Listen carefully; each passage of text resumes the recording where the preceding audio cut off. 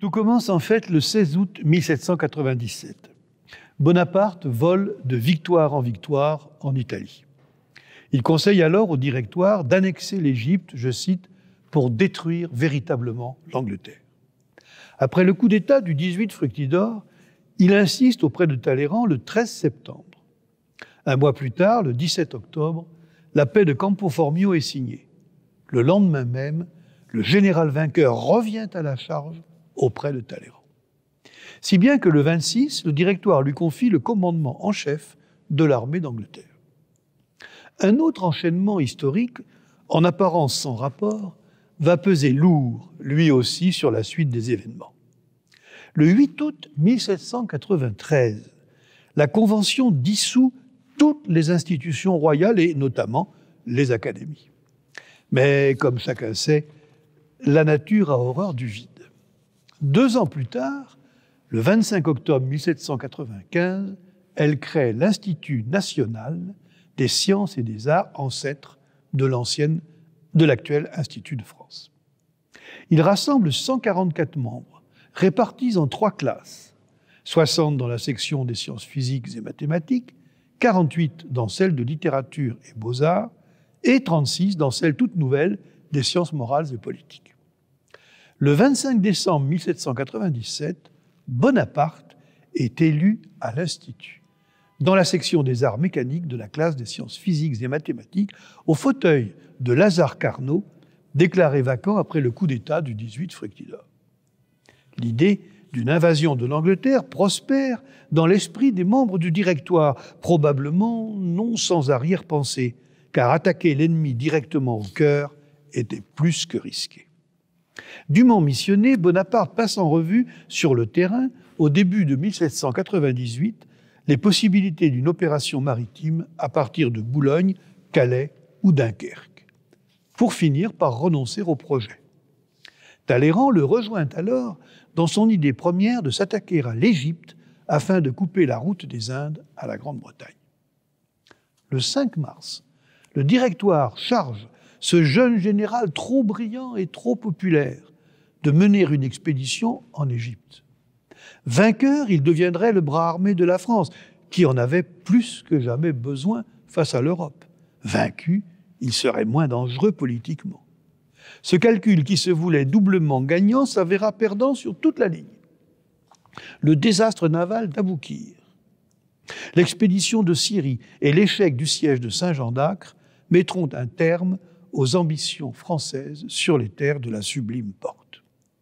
Malgré la victoire de la seconde bataille d'Aboukir, la révolte grondera au Caire après les massacres d'octobre 1798, et c'est un pouvoir fragile que Bonaparte remettra à Kléber lorsqu'il quittera précipitamment l'Égypte en août 1799. Kléber est assassiné en juin 1800. Ce sera le général Menou qui capitulera 1 an plus tard face aux Turcs et aux Anglais après la défaite de Canop. Les débris de l'armée d'Orient seront rapatriés sans gloire par leurs vainqueurs en septembre 1801. Entre-temps, il y aura eu le 18 Brumaire et un premier consul auréolé d'une nouvelle gloire, entretenant sa légende, marchant à grands pas vers l'Empire. Bref, l'armée d'Orient est créée en avril 1798. Bonaparte s'entoure de 10 généraux. Kléber, Desaix, Murat, Lannes, Davout, Menou, Caffarelli, Julien, Andréossy et Dumas, et réunit une véritable armada de 40 000 hommes de troupes, 10 000 marins portés par 400 navires de toutes sortes, qui traversent la Méditerranée orientale, prend Malte et débarque en Alexandrie le 1er juillet. Puis c'est Choubra et la défaite des cavaliers mamelouks le 13 juillet, et le 21 juillet, la bataille des Pyramides. Avant même que l'imagerie d'Épinal n'en diffuse beaucoup plus tard les épisodes glorieux, avant même que les peintres de cour n'en figent la version officielle, la légende s'est très vite emparée de l'épopée orientale du futur empereur. On ne retient que la bataille des Pyramides, du haut desquelles 40 siècles étaient censés contempler une armée qui ne pouvait pas les voir depuis le champ de bataille. Et la redécouverte d'un Orient lointain et mystérieux qui n'est pas sans laisser, consciemment ou non, un léger arrière-goût de croisade. Plus de 2 siècles d'amitié avec le pouvoir ottoman sont ainsi effacés, et c'est en libérateur autoproclamé que Bonaparte débarque sur le sol égyptien. La phraséologie impériale naissante développe ce subtil glissement de l'idéologie révolutionnaire vers le pouvoir divin du futur monarque dès 1802, avec la première ébauche des pestiférés de Jaffa réalisée par Antoine-Jean Gros, puis en 1804 avec l'œuvre définitive, exposée le 18 septembre dans le tout nouveau musée du Louvre. Dans une mosquée dominée par le drapeau tricolore, le général vainqueur, impavide, touche la poitrine d'un pestiféré, malgré la crainte d'un membre de sa suite qui tente de retenir sa main. Le 2 décembre de la même année, Napoléon Ier est sacré empereur à Notre-Dame de Paris. Des lumières à la croix, en passant par les pharaons.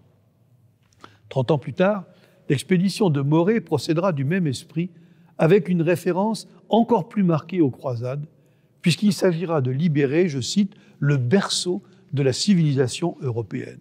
Entendons les chrétiens du Péloponnèse, du joug turc. Les 2 expéditions ont un autre point en commun. Les opérations de terrain se sont doublées d'une enquête scientifique, elle aussi, dans l'esprit des Lumières, ne serait-ce que par son souci d'exhaustivité. Dans le cas de l'Égypte, l'espoir d'une mainmise durable sur les rives du Nil avait insisté Bonaparte à entreprendre un travail de fond de façon à doter le pays de structures juridiques, administratives, mais aussi scientifiques, directement inspirées du modèle français.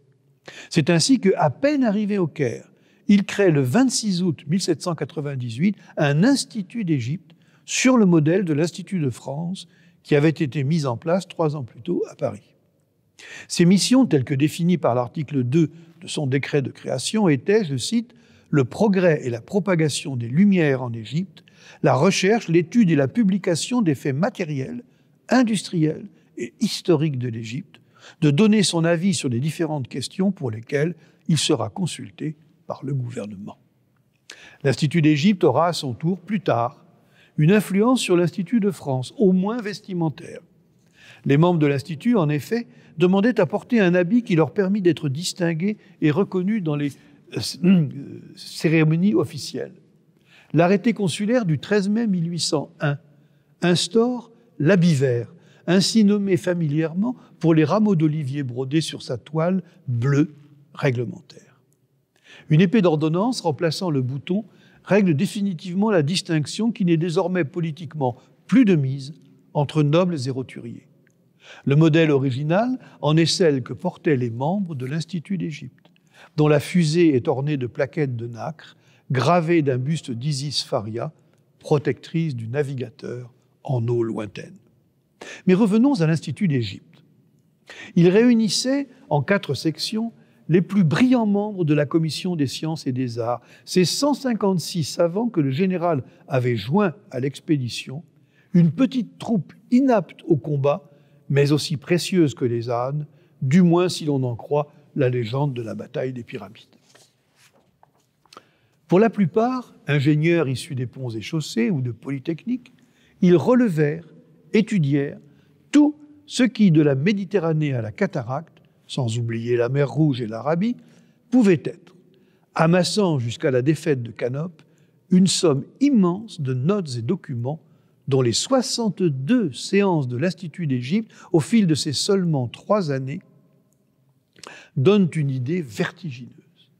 Si le droit napoléonien survécut au départ des Français, tout comme la mise en place d'une cartographie moderne ou l'imprimerie, la véritable postérité de l'expédition fut la publication du travail des membres de la Commission des sciences et des arts, et ce, dans les domaines les plus divers.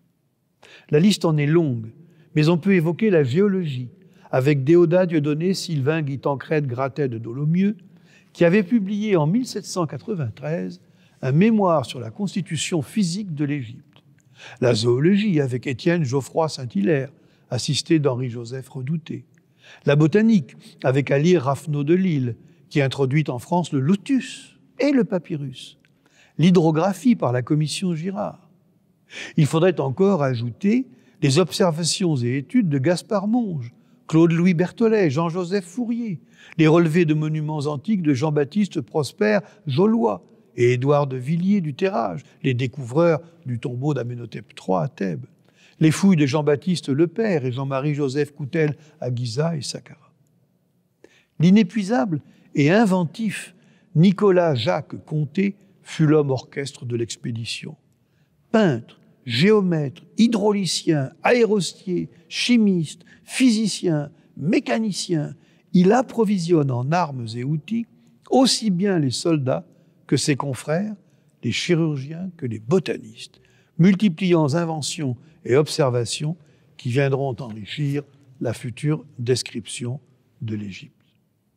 Il convient de réserver une place particulière à Dominique Vivant-Denon, extraordinaire observateur et dessinateur, autant qu'habile arriviste, qui suit la campagne de pacification du Delta, puis accompagne le général Dessay en Haute-Égypte à la poursuite de Mourad Bey, multipliant en 13 mois, et non sans courage, au milieu d'escarmouches et de combats incessants, relevés et plans de temples, vues de monuments, scènes pittoresques campant aussi bien les habitants des rives du Nil que les membres de la commission au travail, détails architecturaux, voire inscriptions hiéroglyphiques.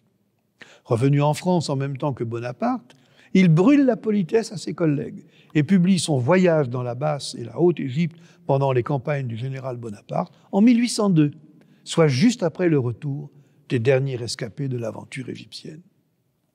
Les 9 volumes de texte et les 974 planches de la description ne paraîtront que plus tard, de 1809 à 1824, au terme de longues années de mise en forme et de rédaction, sous la férule d'Edme François Jomard, réalisée dans l'enceinte de l'Institut de France, devenu ainsi l'éditeur de son frère d'Égypte, les principaux membres de la commission ayant rejoint ses rangs.